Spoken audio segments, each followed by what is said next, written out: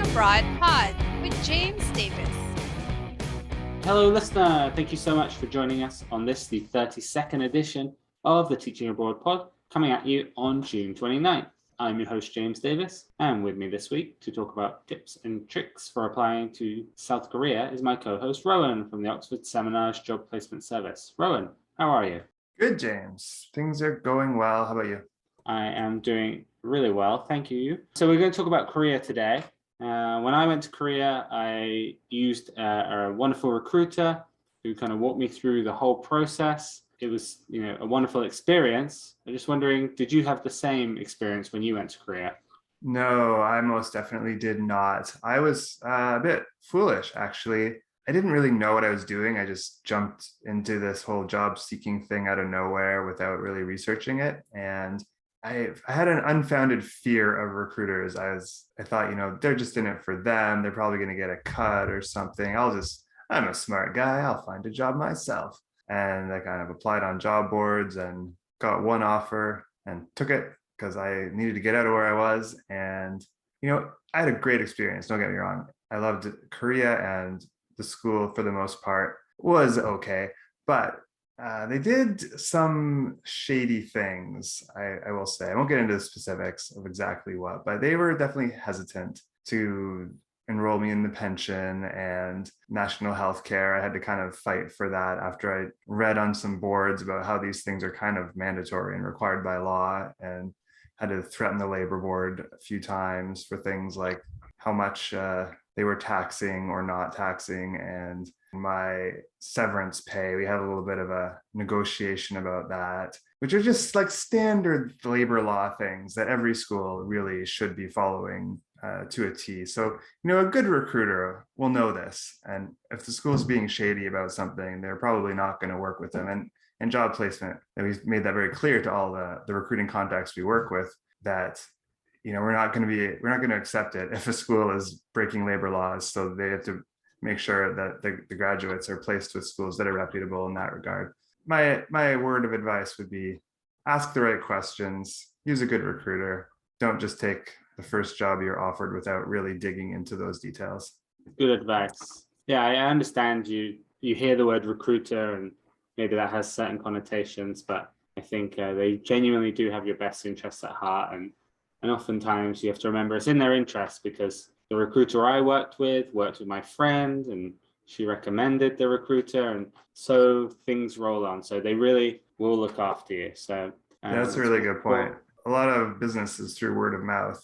People say good things about them. They get good reviews, whether in person or online. It's going to bring them more business. And the way it works in most places, and definitely Korea, is the recruiter gets a one-time payment from the school for having placed you there. It's not like they're getting a cut of your salary every month. Your salary is the same regardless of whether the recruiter placed you or you applied independently. And they're not going to get their commission if there's a problem with the school and the teacher quits. So it's in their best interest to work with good schools that do things right. And speaking of good recruiters, we're going to talk to one in just a moment, and that's Madeline Moon, who we spoke to back in episode 22. But before we speak to Madeline, we'll just have a quick word from our sponsors. With Oxford Seminars, starting your new career teaching ESL couldn't be easier. Oxford Seminars has trained more than 70,000 teachers over the past 20 years, and you could be next. Their comprehensive 120-hour program starts with live instruction from an experienced ESL teacher, followed by convenient online modules. If your goal is to relocate overseas or even teach from the comfort of your own home, Oxford Seminars' renowned lifetime job placement service will get you where you want to be. Right now, you can get $50 off your Oxford Seminars TESL, TESL, TEFL course price when paying in full by calling 1-800-779-1779 and giving the code TEACHINGABROADPOD. Visit oxfordseminars.com today to find out more. We are now very happy to be joined once again by Madeline Moon. We learned so much from our first appearance on the pod, we just couldn't wait to have her back again. In case you didn't listen to episode 22, Madeline is the founder of Teacher Tech Incorporated, which specializes in recruiting teachers for private schools in South Korea. She's been a recruiter since 2001. She loves to get to know each teacher and find the right match for them. With over 20 years of experience, she works hard to assist teachers from the beginning to the end of the placement process. Madeline, thank you so much. Welcome back to the podcast. Thank you. Thank you for inviting me again.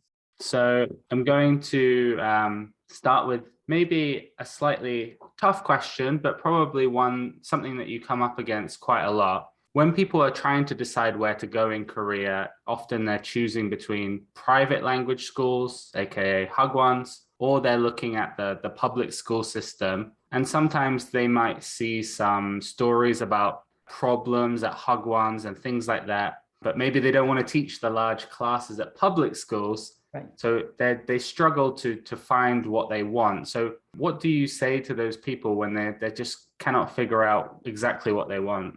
You're right. I think it's a tough decision. And, looking at information over the internet, also very confusing. But as you can notice, my recruiting biggest point is matching. I don't like to tell people one is better than other. Mm-hmm. One can be better matched for you, depends on what you want to do, what you're capable of doing it, what you like to do.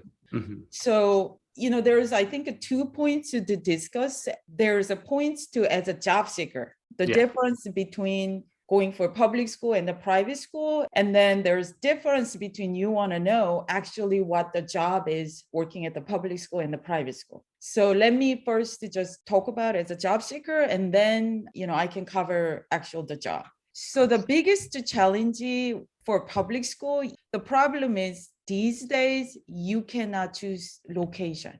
So public school basically place you randomly wherever they think, so I don't think now you can even put the preference. And even if you put the preference, it doesn't really mean anything. So let's say I really want to locate in Seoul and Busan. If you apply with the public school, it's just luck. But the luck is very, I think, low. Because what happens in the Seoul and Busan, there is job opening, I think, much less. I mean, even if you're a super qualified teacher, doesn't mean you're going to locate in Seoul. They just randomly put people. So what if you really want to locate a big city, but you ended up in a rural area? That can be really miserable, right? So I think that's something you really have to think about as a job seeker. And then another challenge for public school, the process is longer. So let's say you started like 3 months ago. Private school, if you start right timing, you might actually get a job 2 weeks later after you submit your resume with the recruiter. Public school, it can take like 2-3 months. There can be waiting time because the public school, they intake large number of candidates, and then they basically, line up everybody. So there's like a long waiting period. Then you can't really apply private school because private school, you're going to get the job right away. But if you're waiting for public school, you can't really accept this one. So there is that challenge, I think, for the public school. That's a big issue. You kind of have to settle that. Okay, I'm okay with located anywhere, wherever they put me. Second, I'm okay to wait. Mm-hmm. That's a really good point about the not being able to really choose your location. That actually happened to my wife when she applied to EPIC. I think she chose Jeju as her ideal spot, and she ended up in Cheongnam province instead, in a tiny town called Taean. Wow. And for her second contract, she got moved to a bigger city in the case of Nonsan. But I mean, thankfully, Taean, I'm sure, it's beautiful. It's near the coast. It's got a lot of things going for it, but it's definitely very small. Very small. You're not going to meet a lot of other foreign teachers there. So yeah, if you're going the public school route, you have to really be flexible and willing to teach pretty much anywhere. Yeah. So then if we want to talk about advantage of a private school, you can definitely stay with the city. Let's say somebody say, I want to be located in Seoul, even though it's competitive, we can focus in the job search there. And then there are a lot of small area, and some people might particularly like coastal area or particularly like a mountainous area, and we can actually pick the location. So that's really the big advantage for private school. And another thing is, like I say, private school is faster process because we individually process it. So let's say I receive the candidate, I know when they want to start it, they have a paperwork, and then there's matching job pretty much from the time that I interview, they can secure job in pretty much even a week or 2 weeks at the most. So you kind of know where you want to go, where you're getting a job really fast. So you can kind of settle your mind and then kind of moving forward and prepare to ready to go to Korea. Yeah. I guess on that note, we've noticed the E2 visa process for Korea in the last year or so has gotten even a bit longer. It's been quite lengthy and frankly overwhelming for some applicants. So what would you say applicants should be doing ahead of time to make getting a job and getting a visa a success? Yeah, especially for Canadian, because whatever reason, I don't know why, but last year Canada authentication process changed. And right now, the parts of the most challenging area in Canada, it takes literally 3 months just for the Canada government authentication process. Wow. 3 months. That's not including getting a RCMP criminal background check. That's not including getting notarization and also send the documents to consulate, not including school to sponsor your visa. So it almost really takes like a 5 months to 6 months. And your And criminal then- record check is only good for 6 months. 6 months, exactly. Remember, Rowan, I've been emailing you over and over about that. But the good thing is, other than people in the Montreal area, thankfully, you can authenticate with a provincial office. And that depends on the area, but that's like a maybe somewhere you can actually even visit in person. So you can actually do it in 1 day. So the Canada issue is the process is vastly different. So you really have to research where you are and how to do it. So some parts of the Canada, it's much more reasonable. So rest of, again, Newfoundland, Quebec, those area, it's reasonable. If as long as they start about 3 months, 4 months, we So can. if possible, you should go Yes. to the provincial body, like official document services in Toronto instead of global Yes. affairs in Ottawa, Exactly. if Yeah. you're an Ontario applicant. Right. The global affair, I checked yesterday. A month ago, it was 45 business day, but now it's 65 business day. It's getting worse instead of better. I know. So what if it becomes 80 business day? I'm hoping that actually, I don't know why it's more, because it seems like a COVID should be a little bit less, and because I think a COVID is definitely affecting it. So I feel like it should be less, but actually, again, it's a little bit more. But again, the rest of the area, you can basically type authenticate documentation, then your area information comes up, and then you kind of do it with your provincial office. And what about for Americans? Americans, actually, it's very simple. I joke with the people, like in America, you pay enough, you can get things done. That's not the case for Canada. That's why it's difficult. Canada, there is a private service. You can spend $500, whatever, but it's still 65 days. Doesn't matter whether you use the service or not use the service. In America, you pay some service, we can get everything done pretty much in 3 weeks. Wow. So they don't can worry just about the walk Americans. your documents into the Department of State in Washington and get your stuff authenticated within weeks. Yeah, again, there is an expedite service. And then last year, when we couldn't do federal, actually, they allow us to do even state. So even last year, it was faster. So again, Americans, there's nothing to worry. FBI, you can get it in 48 hours. And then apostille, as long as you use good service, they basically get everything done basically in 3 weeks. The diploma, only a week.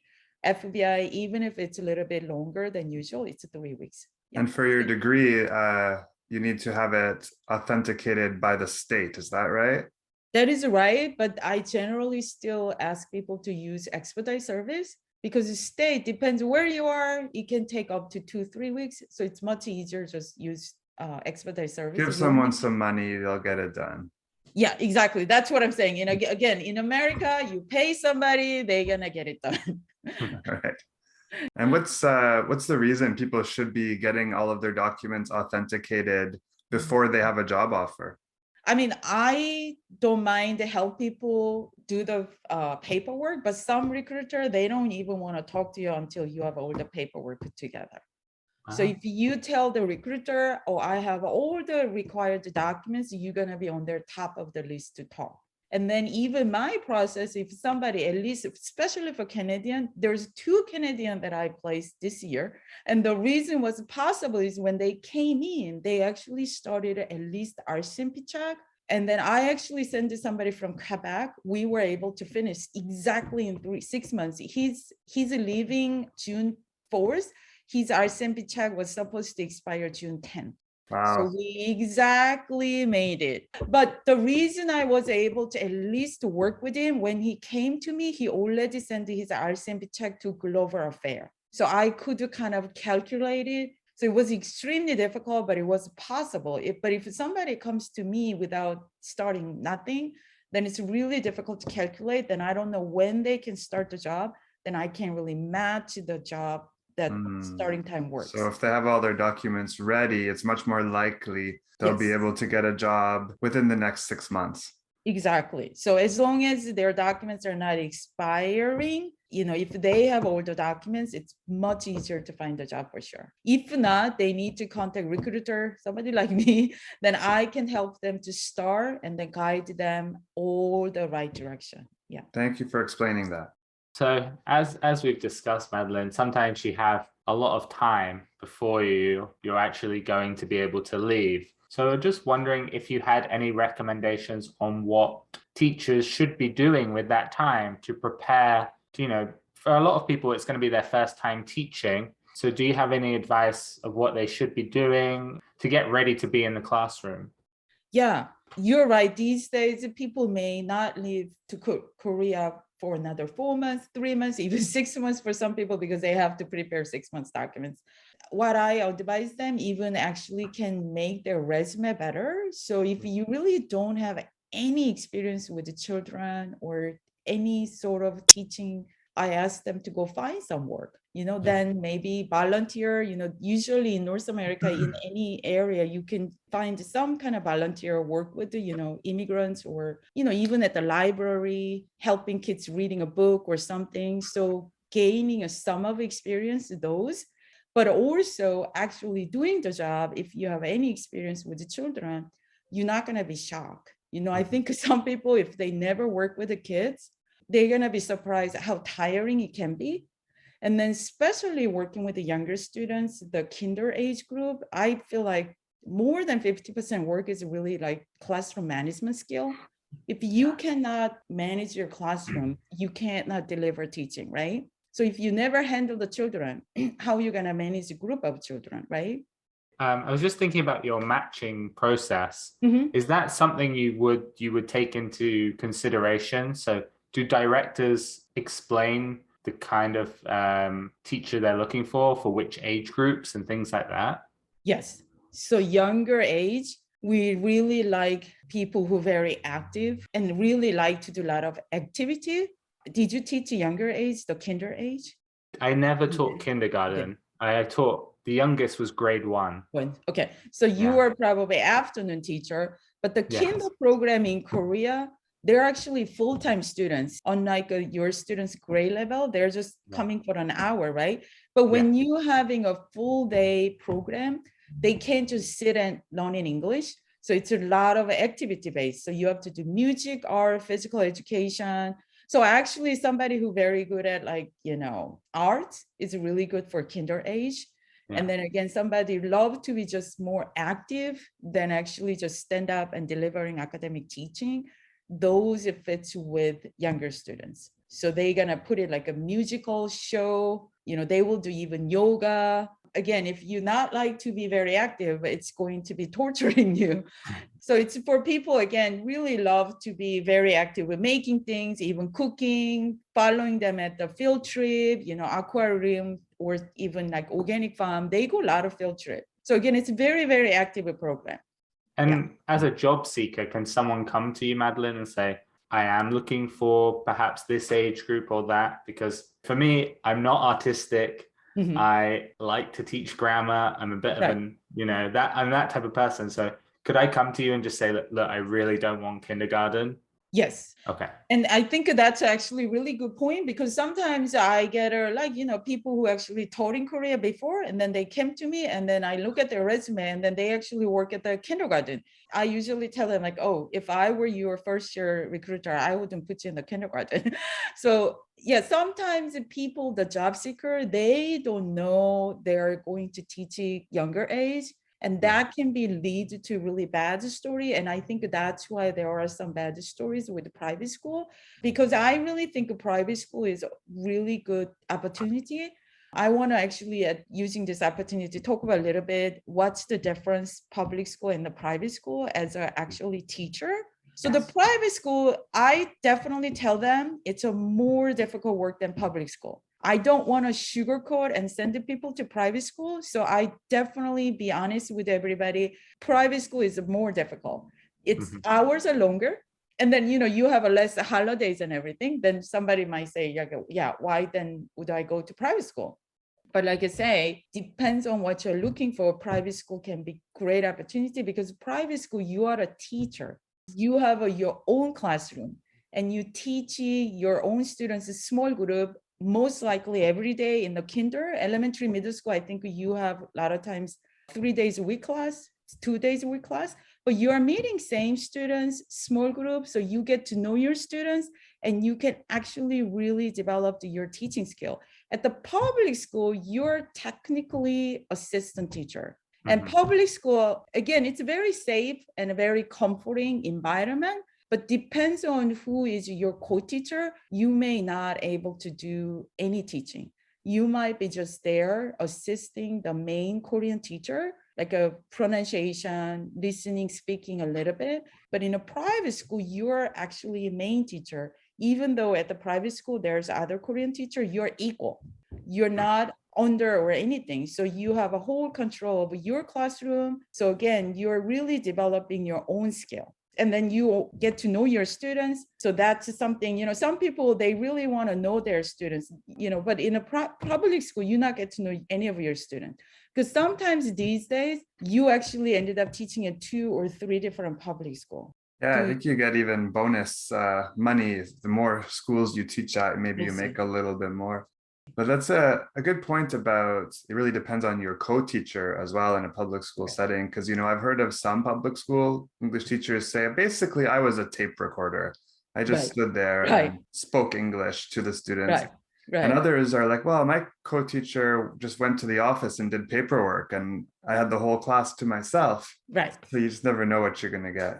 Exactly. So, again, I think that's also, again, difficult thing. If you're looking for actually gain a teaching experience, you don't know whether you're going to get it or not. So if you meet a really nice co-teacher, you can have a wonderful relationship, and you can have your own classroom. But still, I don't think you get to know your students, because there's so many students. You only meet your students maybe once every other week. Especially think about if you go 2 or 3 different schools.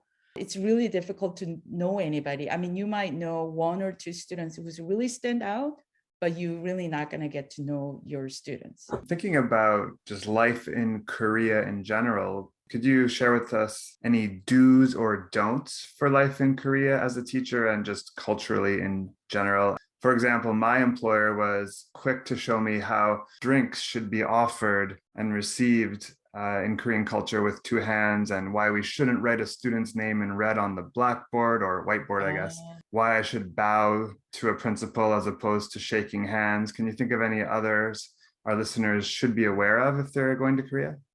That's actually a difficult question, because I'm actually shocked that they do ask you to bow to the principal and everything. That was a while ago. It could have changed since then. I know, that's what I'm saying. You guys probably know, obviously not showing tattoos, not having facial piercings. You need to kind of dress a little bit more conservative. So if you have tattoos on your arms, like sleeve tattoos, you should be wearing a long sleeve shirt. Yes. Yeah, which I think in summertime can be a little challenging because it's really hot. And then, the funny thing is the tattoos, okay, so I don't show at the school, but let's say you're living right next to your school And then you actually going out your grocery store, you're going to see your students and the parents that might be at the same grocery store. And then you are wearing a shorts and you reveal a whole tattoo. So actually, in a way, almost you can't really show your tattoo even almost at the personal life in a way. Because you Live might in Seoul, go shopping in Incheon. that's right. Yeah. Yeah, I mean, it's not like I would get in trouble. It was just, Right. maybe next time you could do it this way. They I might see. like it more. They might appreciate it. I see. I mean, one thing I want to actually say is Koreans, especially directors, they're older. So they're very authority type. Yes. So they don't like when teachers are trying to kind of attempt to break that authority. I mean, you might think differently inside, but you don't want to attempt to again, kind of, again, attack his authority. I think that's the big thing. Because in North America, you could be almost a little bit, not so equal, but kind of, discuss freely with your bosses and stuff, and you can kind of disagree with the boss, right? But in Korean culture, you're not really supposed to disagree with the boss. Even my students, to be honest, there was a presentation of awards and I bowed to my student who received the award and she said, "No, teacher, you don't bow to me. I am just a kid." Yes, exactly. The authority order is really, really important.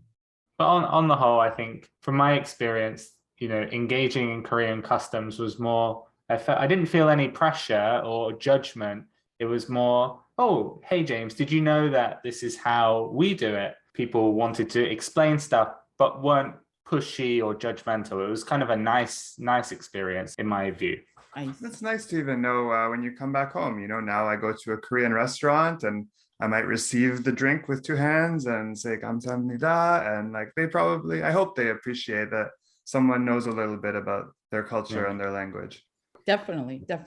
And then, one more thing that I actually try to tell people is, I think people talk about how in Korea, information flows either very fast or not enough. So for example, your schedule is going to change and you just find out today. Have you experienced that? Yes. And then that's very acceptable for Koreans, but for North Americans, you guys kind of want to know, advance and planning with a lot of explanation. Oh, why is this change? But Koreans will never really explain why. I don't know, you guys know that term, but Korean culture is high contact culture, North Americans low contact culture. So Koreans, we basically assuming that we understand each other. So we don't feel like we need to give a lot of explanation, a lot of time to think about. So I think that's one of the big culture shock that teachers experience at the school as a very different management style. And people who, worked in Korea many years, they talk about, oh, you get used to it. It's not that bad. But when you experience it the first time, it's like, whoa, what is it? Yeah, you're in a meeting and everyone's speaking in Korean for half an hour and you have no idea what was said. And hopefully somebody will explain what just happened. Maybe I'm saying it wrong, but the expression that comes to mind is it "gunyeong"? Oh, 그냥. Yeah, that's right. Yeah. There's no reason. There's no reason.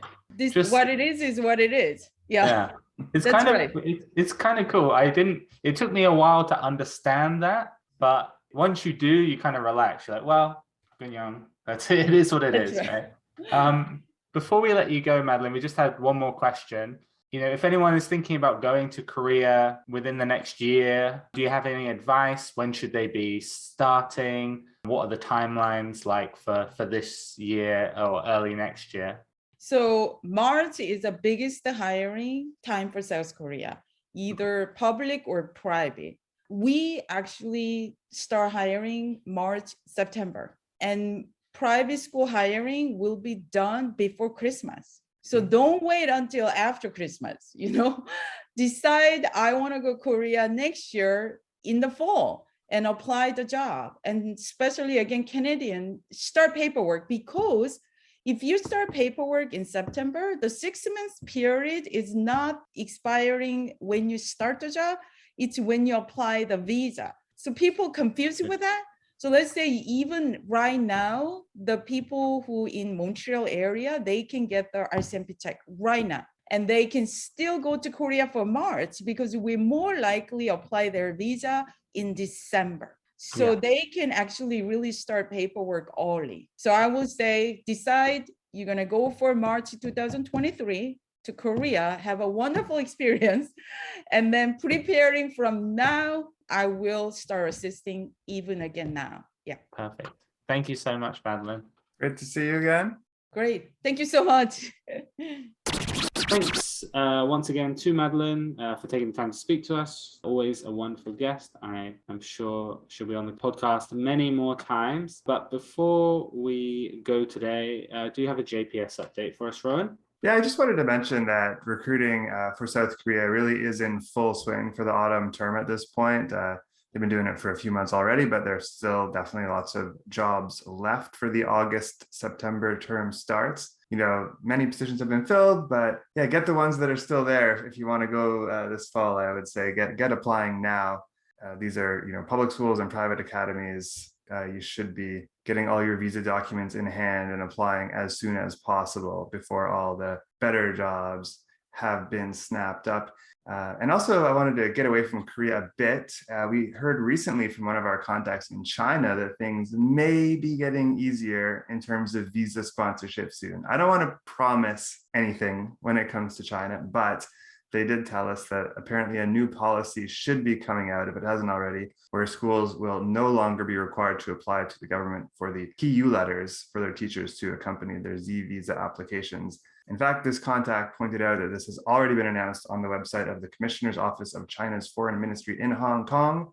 Apparently, one of the issues with getting the PU letter was that applicants had to disclose where they have been living or traveling over the last 4 weeks. And if someone had been to a location with high COVID case counts, their application probably would be denied. Applicants do still have to provide proof of full COVID vaccination with a vaccine licensed or approved for emergency use by China or the World Health Organization. But check with your local embassy or consulate for your jurisdiction to get the most up-to-date information on what is now required for the visa process for China. Wonderful. Thank you so much, Rowan, for that nugget of good news about China. It's been a long time coming. And thank you, listener, for tuning into the Teaching Abroad pod. Sadly, this will be my final episode. However, the show will go on and there will be new episodes every other Wednesday.